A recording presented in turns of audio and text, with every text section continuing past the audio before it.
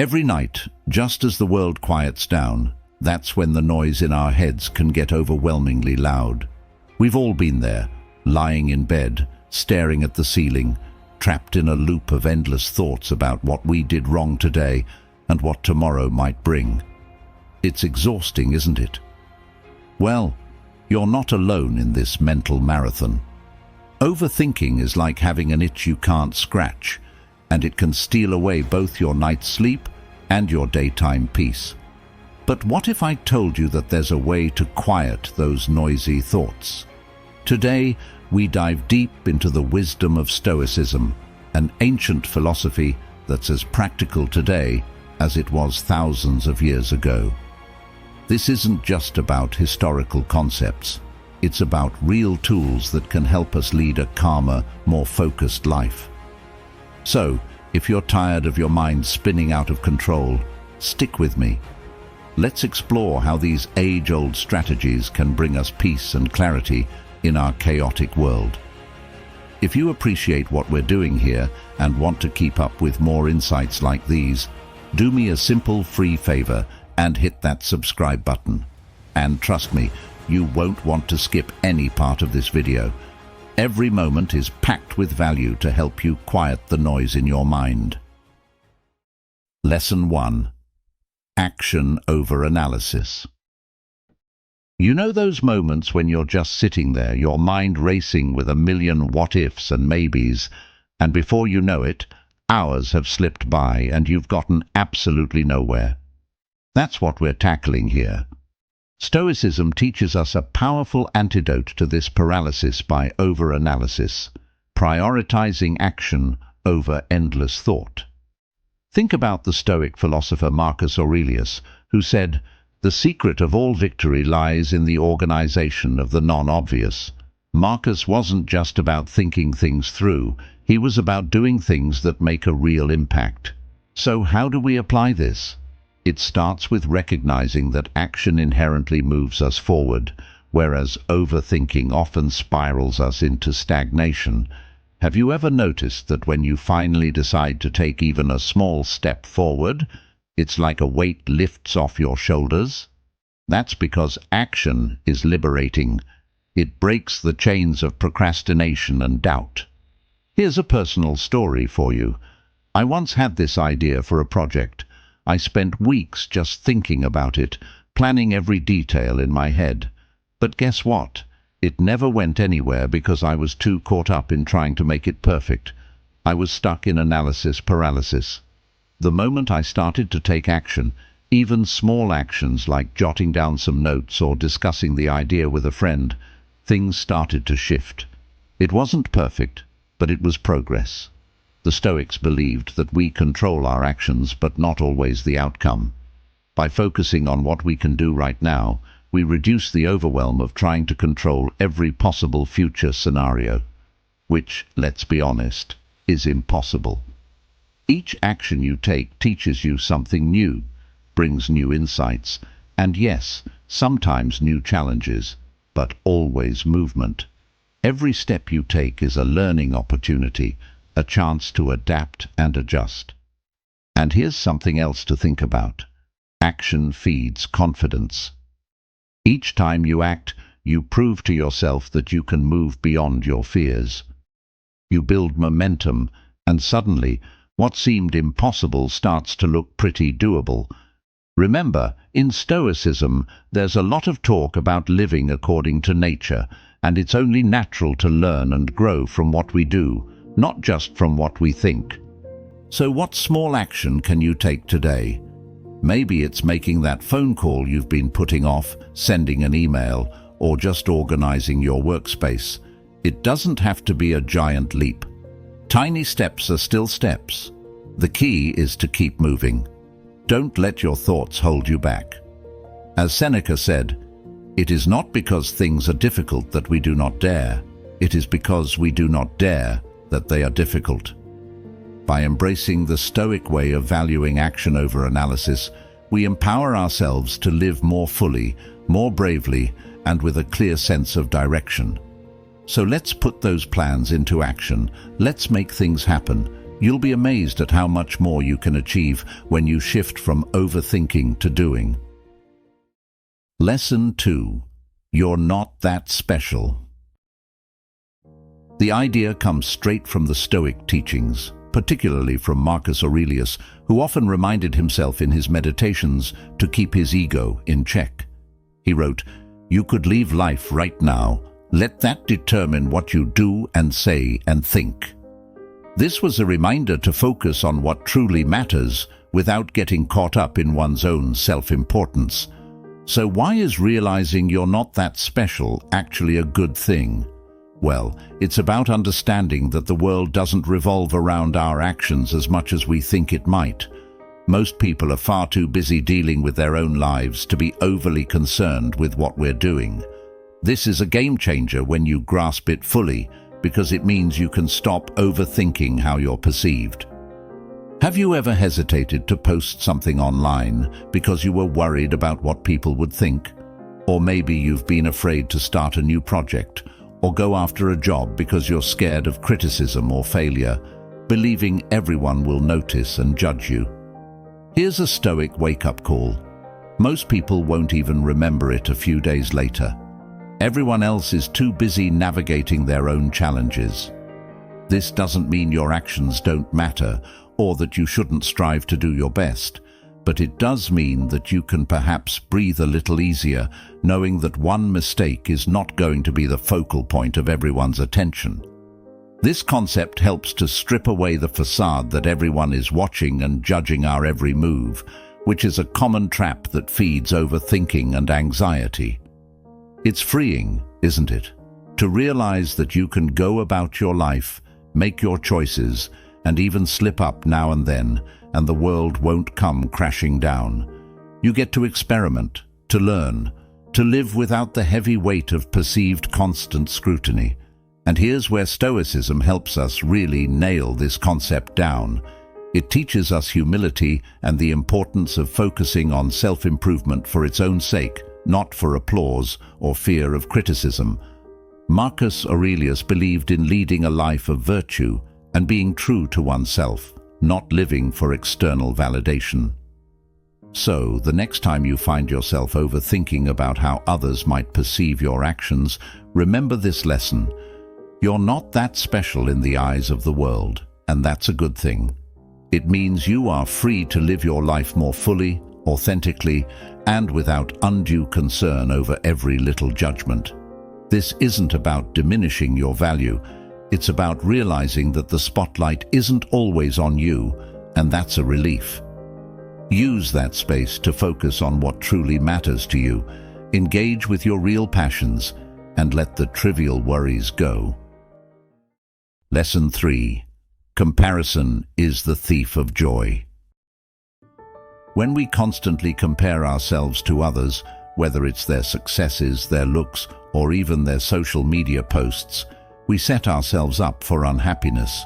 It's like we're measuring our life's worth against a yardstick that keeps changing depending on whom we're comparing ourselves to at the moment.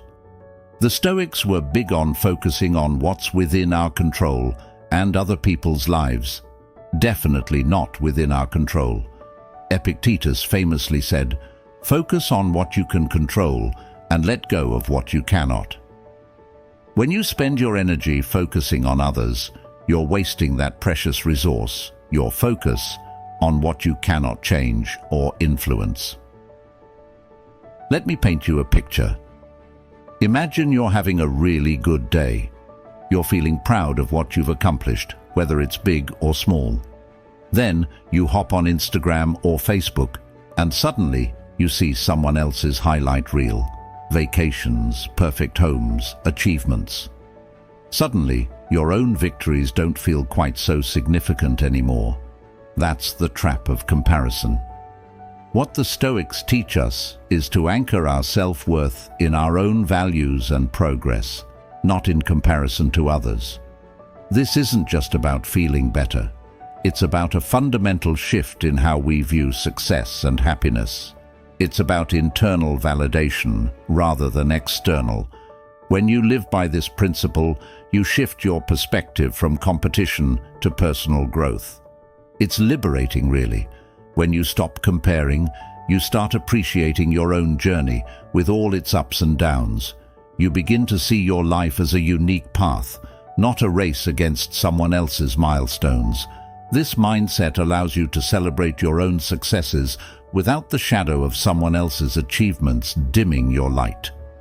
If you can train yourself to shift your thinking from comparison to self-reflection, you'll find that joy comes more naturally. You'll start to recognize the blessings in your own life without feeling the need to stack them up against anyone else's. So the next time you catch yourself falling into the comparison trap, take a step back. Remind yourself that your value is not defined by how you stack up against others, but by how you live according to your own principles and efforts. Redirect that energy back to your personal goals and growth. Trust me, this is a game changer in conquering overthinking and truly finding happiness in your own unique journey. Lesson 4. Perfection is a myth. The pursuit of perfection can be a relentless drive that ironically leads not to more success, but to increased dissatisfaction and paralysis. When we set unattainable standards for ourselves, every small mistake or setback can feel like a catastrophic failure. It's a recipe for constant stress and chronic overthinking. The Stoic philosophers really understood this. They taught us that striving for perfection, in the traditional sense, flawless and complete, is not only unrealistic, but also unnecessary. Seneca put it this way: "We suffer more often in imagination than in reality." He was getting at the idea that our pursuit of an imagined state of perfection causes us much more distress than the actual imperfections of life. Think about that for a second. How often have you agonized over getting something just right, only to realize that the effort was causing you more anxiety than the results warranted? Stoicism invites us to embrace imperfection not as a flaw, but as a fundamental part of being human.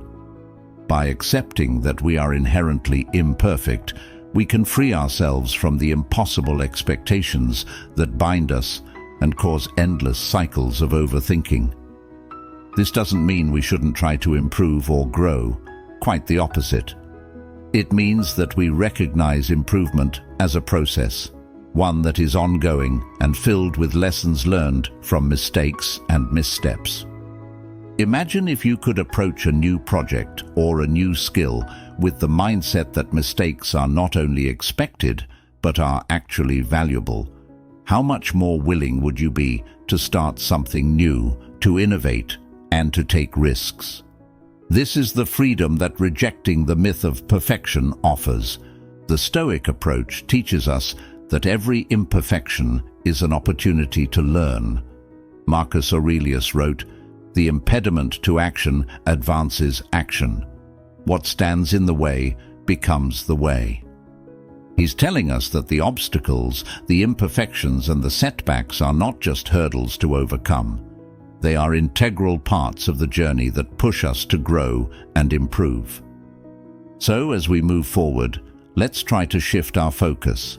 Instead of aiming for perfection, let's aim for progress. Let's celebrate the small victories and the big ones, knowing that each step forward is valuable. Let's learn to see the beauty in the imperfect, because it is the imperfections that make our experiences rich and our lives genuinely authentic. Let go of the myth of perfection, and you'll find that you're not just reducing overthinking, you're also opening up a whole new world of possibilities where growth is a joy, not a burden. Lesson 5. Your emotions are not your reality. It's easy to get swept away by our feelings, but it's crucial to remember that our emotional responses don't always represent the truth of our situations. Stoicism teaches us that emotions, while a natural part of our human experience, should not dictate our decisions or our perceptions of reality.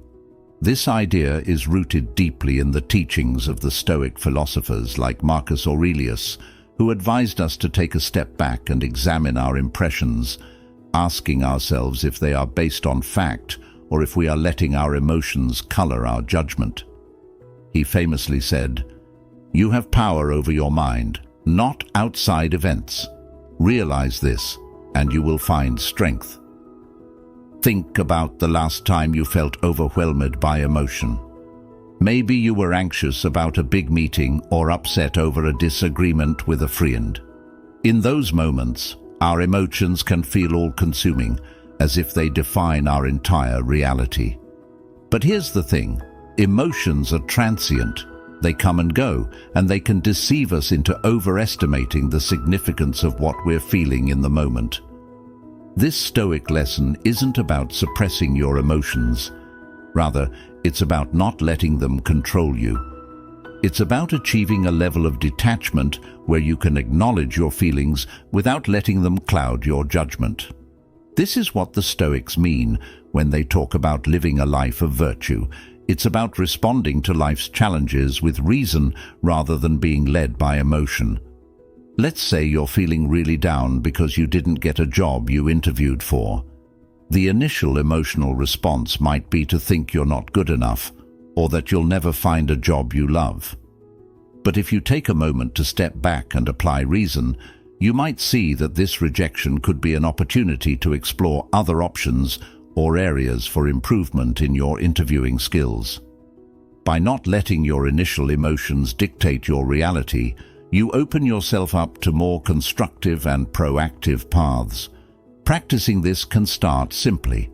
The next time you find yourself getting emotionally charged, take a breath and ask yourself, is my reaction based on reality or my interpretation of the situation? Is there another way to view this? Often just taking this moment can prevent you from spiraling into negative overthinking and help you approach situations more rationally. Epictetus taught that it's not the events themselves that disturb us, but our view of them.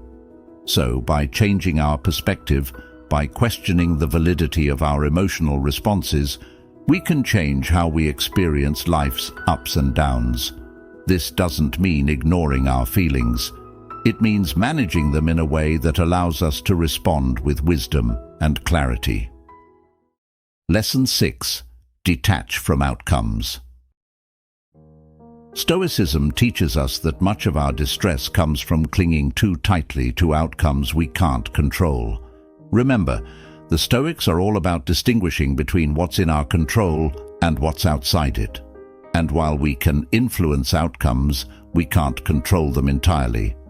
Epictetus famously said, "Some things are in our control and others not." This simple truth is at the heart of Stoic calm and resilience. Think about when you work on a project or strive towards a personal goal. If you're solely focused on the outcome, every minor setback can feel like a major disaster. This fixation can lead to constant stress and disappointment because, frankly, outcomes are often influenced by variables we just can't predict or manage. But what if you shifted your focus from the outcome to the effort itself? Imagine the freedom and satisfaction in knowing that your self-worth isn't tied up in the results of your actions, but in the quality and intention behind them. This is what it means to detach from outcomes. It's not about not caring about results, it's about not being defined by them. Let's apply this to something relatable, like starting a new diet or fitness routine. If you fixate solely on losing a specific amount of weight within a certain time, you're setting yourself up for frustration and potential failure. Instead, if you focus on developing healthier eating habits or enjoying your workouts, you shift the focus to the process. You start to appreciate the daily improvements in your energy and mood. These are direct results of your actions, things you can control. The weight loss then becomes a beneficial side effect, not the sole measure of your success. This Stoic approach helps build resilience. When outcomes aren't the end-all be-all, setbacks become less terrifying. They're just part of the journey, opportunities to learn and adjust. This mindset fosters a more sustainable motivation because it's rooted in what you're doing right now, not in a distant, possibly elusive goal. Moreover, detaching from outcomes allows you to be more present and engaged in the task at hand. It enhances your performance because you're focused on the action, not distracted by anxiety over the results. This can lead to better outcomes, ironically enough, because you're operating from a place of engagement and authenticity, not fear and attachment. So, as we go forward, let's try to put this into practice. Focus on your actions, on living according to your values, and doing your best in each moment. Trust that by doing this, the outcomes will take care of themselves, one way or another. Remember, as Marcus Aurelius said, just that you do the right thing, the rest doesn't matter. It's a freeing way to live, and it drastically cuts down on overthinking and unnecessary stress. Lesson 7. The present moment is all you have. It's easy to get caught up in regrets about the past or worries about the future, but Stoicism teaches us that the only real time we have control over is the present. Marcus Aurelius, a staunch advocate of this idea, wrote, "Confine yourself to the present." What he's telling us is simple, yet deeply significant. The past is untouchable, and the future is uncertain, but the present is where we live our lives. Think about how often your thoughts wander to what's been or what's coming. It could be dwelling on an argument you had last week, or fretting over an upcoming deadline. These thoughts aren't just distracting, they're draining. They pull you out of the here and now, reducing your ability to focus on what you're actually doing and diminishing your effectiveness and happiness. Embracing the present moment means actively focusing on what's happening right now. This doesn't imply that you ignore the lessons of the past or fail to plan for the future. Rather, it means that you don't let those considerations overpower your current experience. It's about balancing awareness, not letting one aspect overwhelmingly distract from another. Let's say you're spending time with a friend, but you're mentally rehearsing a work presentation for tomorrow. By not being fully present, you miss out on the richness of the interaction, and ironically, you're also not doing much good for your preparation, as scattered focus rarely leads to quality outcomes. But if you consciously choose to engage fully with your friend, you enrich that experience, and often you'll find that your mind is clearer and more prepared when it's time to focus on your work. Practicing presence can start with something as simple as mindful breathing. Whenever you find your mind darting back to the past or jumping ahead to the future, take a few deep breaths and look around. Notice the sights, the sounds, the smells. Feel the air on your skin, the ground beneath your feet. This isn't just about grounding yourself physically, it's about reminding yourself that life happens in the now. The Stoic practice of mindfulness and presence also encourages gratitude. When you're fully present, you're more likely to notice the small joys and victories that you might otherwise overlook. This can lead to a deeper appreciation for your life as it is, not as you think it should be or fear it might become. So, as we move forward, let's try to bring our attention back to the present whenever we find it straying. Remember, every moment spent worrying about the past or the future is a moment lost. The present is your reality, the stage on which you can act. Marcus Aurelius urged us to live with vigor and purpose in the present, not passively, but as active participants shaping our lives moment by moment. By embracing the present, we embrace life itself. We can handle stress better, enjoy our experiences more fully, and live with a sense of peace that comes from knowing we're truly living, not just existing. This is a powerful Stoic lesson that not only reduces overthinking, but enriches our entire existence. Let's make the most of now, for it's all we truly have. And that wraps up our exploration of how Stoic wisdom can transform the way we think and live. Remember, each moment you choose to be present and intentional is a step toward a more fulfilling life. Thank you for joining me here at Stoic Journal. If you found value in what we discussed today, please check out one of the suggested videos on the screen to continue your journey into Stoicism. Your presence and engagement mean the world to us. Until next time, live fully and think deeply.